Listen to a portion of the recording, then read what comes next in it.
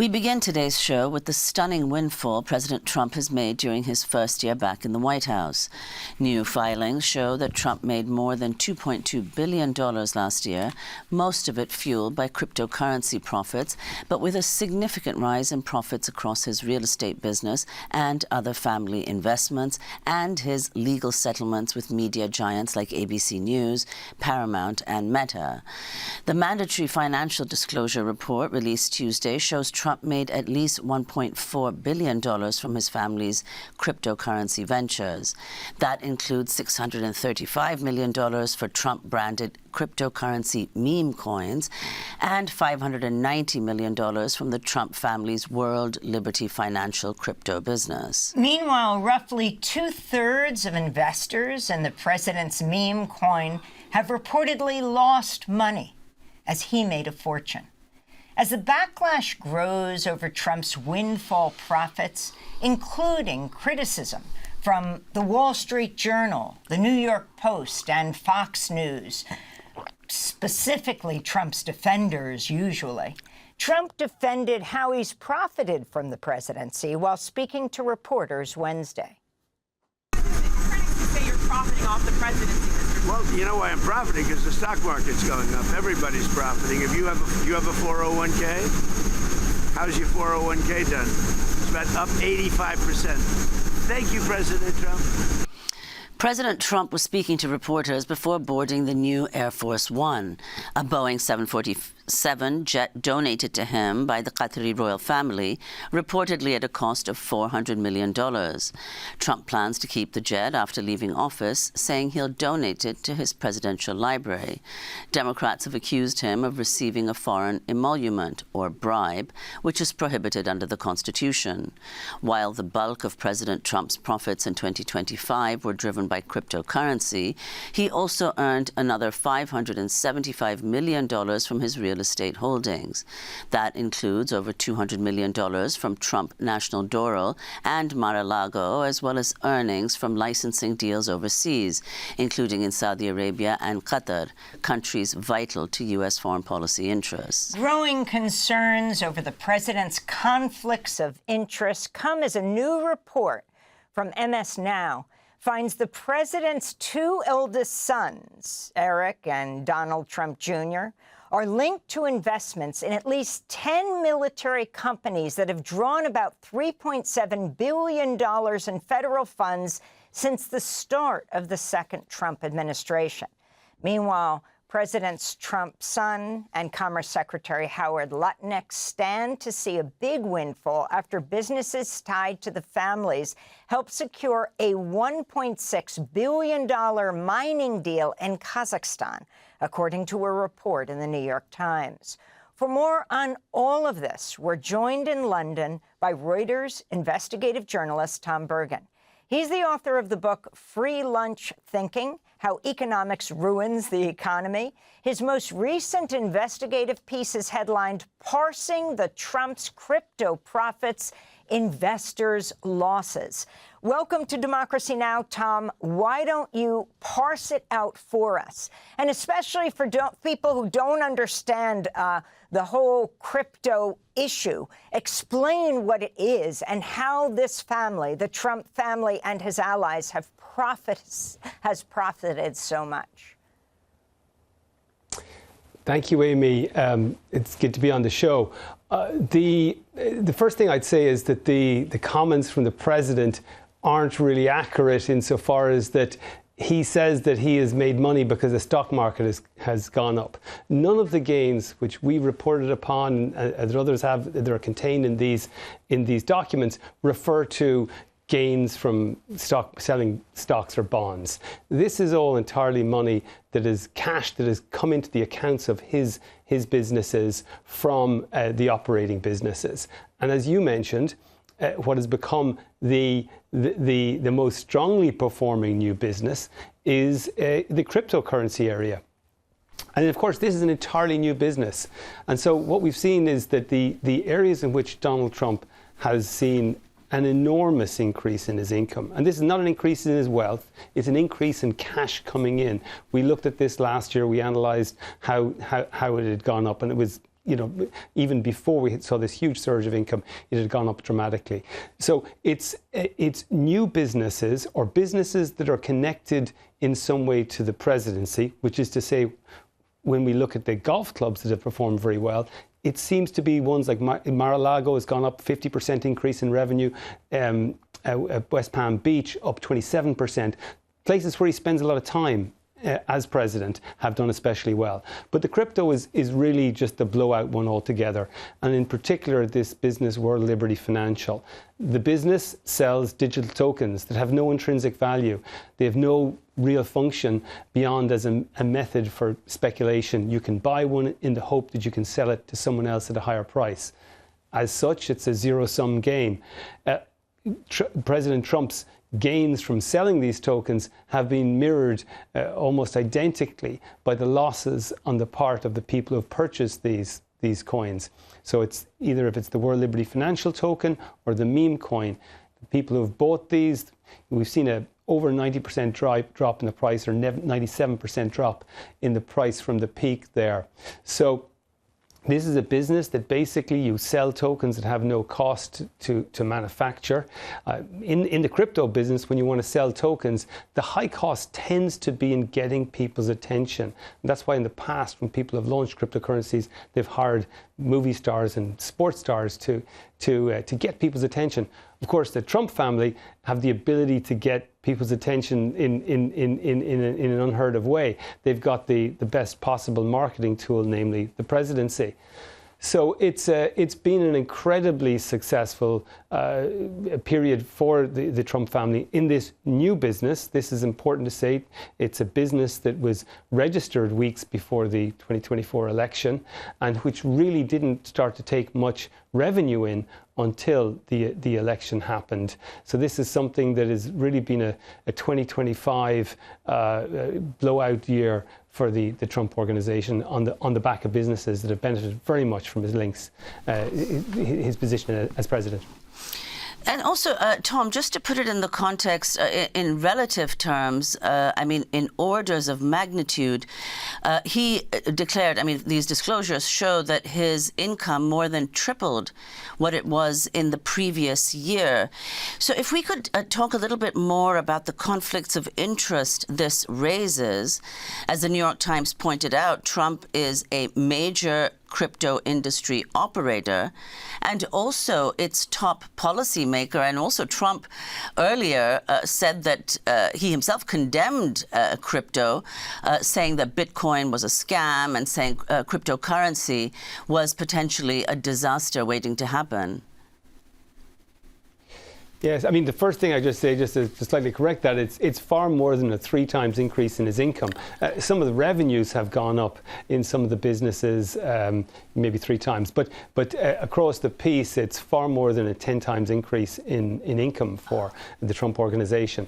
In terms of the regulatory side of things, the White House is very clear. There are no conflicts of interest. President Trump is only concerned about the American public and acts in their interest. Nonetheless, these are businesses that really, well, they didn't exist before this, and it's quite difficult to see how they would have existed in their current form in a different situation, under a different president. So, for example, the sale of crypto tokens like the World Liberty Financial token, or indeed the meme coin. This was treated from a regulatory perspective under the Biden regime as being the sale of securities. Consequently, it was quite difficult to engage in that activity, certainly in the United States. And that's why we saw really the end of the coin offering boom in the late 2010s, so around about 2019, actually under the first Trump administration. It was the first Trump administration that clamped down on the sale of digital tokens for vast sums of money. So so it's definitely the change in regulatory situation has definitely benefited. And if we could speak about one of the deals in particular, the deal signed between Eric Trump and the Emirati Tahnoon bin Zayed. Soon after this deal was signed, the UAE was granted access to U.S. artificial intelligence chips. What is the significance of this particular agreement?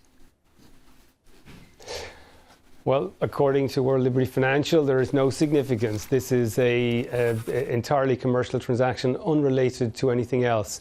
I think what we do see is when Eric Trump or his brother travel around the world, or indeed actually just some of the officials of World Liberty Financial travel around the world to places in the Middle East, Pakistan, wherever, they do get treated incredibly well by the authorities there. They get meetings with senior people. So as I say, the company said there's no connection, but it is also interesting when we look at that particular deal, and you have to look at what was being bought, $500 million being given for a company that really didn't have much by way of an income flow. So it was quite difficult, and that's because what was sold there was not the right to the revenue from selling tokens. It was to a separate business. So it wasn't a business that had a lot of intrinsic value. So it was quite surprising, just for me as somebody who studied the business model of that business in quite a forensic way, just to understand why someone would spend $500 million for that stake. But as I said, there's a denial on the part of the White House and World Liberty Financial that that's in any way linked to the decisions with respect to the UAE.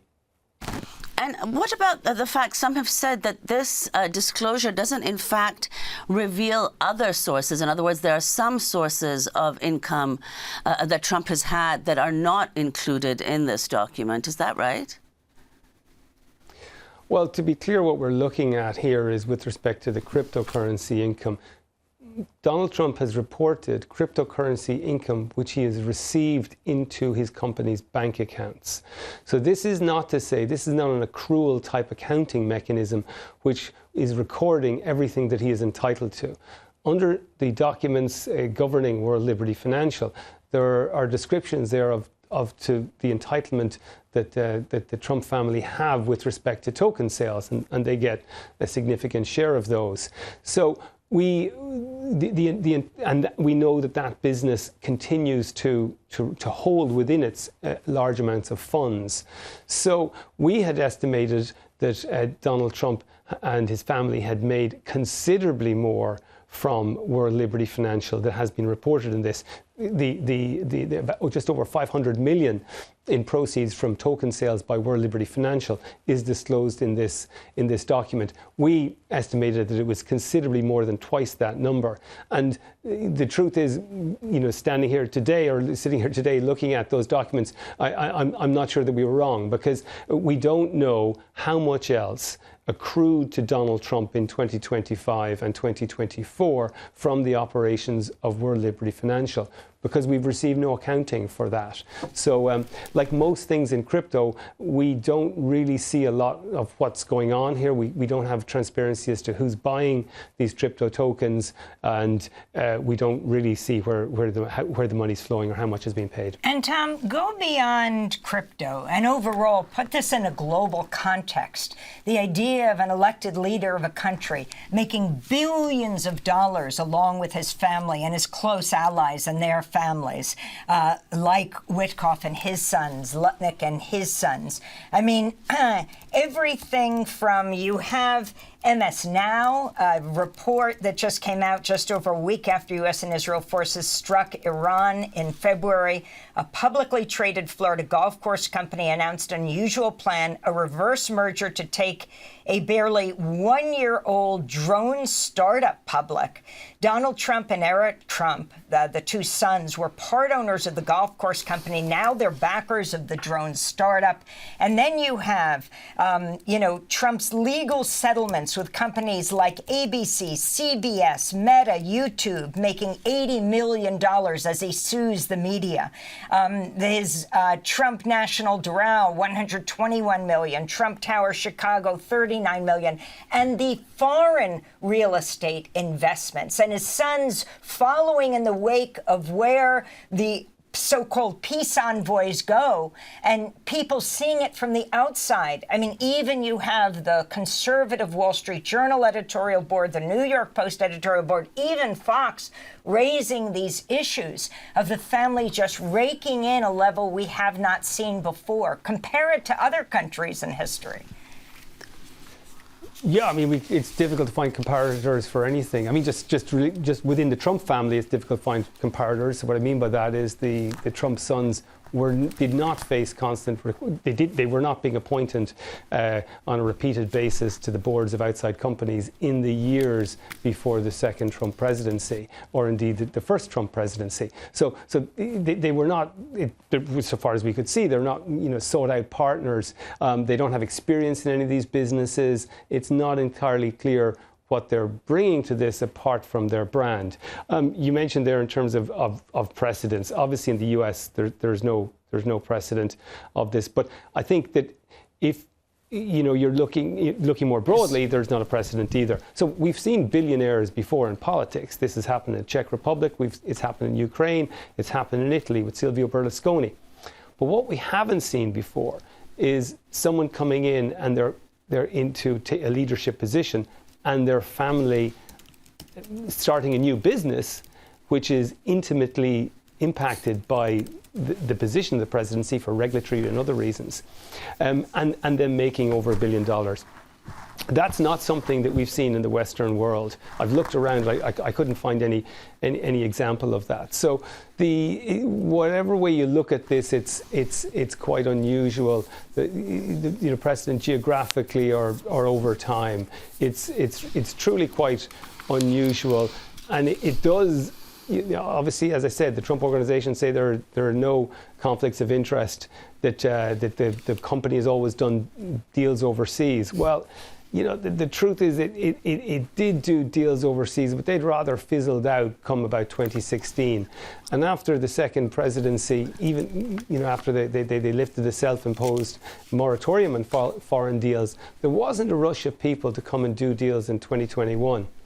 What we saw was that in 2024, a significant pickup in these deals in the second half of the year as President Trump was nearing the 2024 election. And then we saw a huge explosion in those deals thereafter. So we're seeing a significant increase in income in areas that have some linkage to the presidency, if it just be about his brand being lifted. But also we are seeing, quite interestingly, the places where his brand attracts the most developer interest seems to be in the Middle East. So we see new deals in Qatar and Dubai, yielding tens of millions of dollars in the Middle East, so that have benefited the president.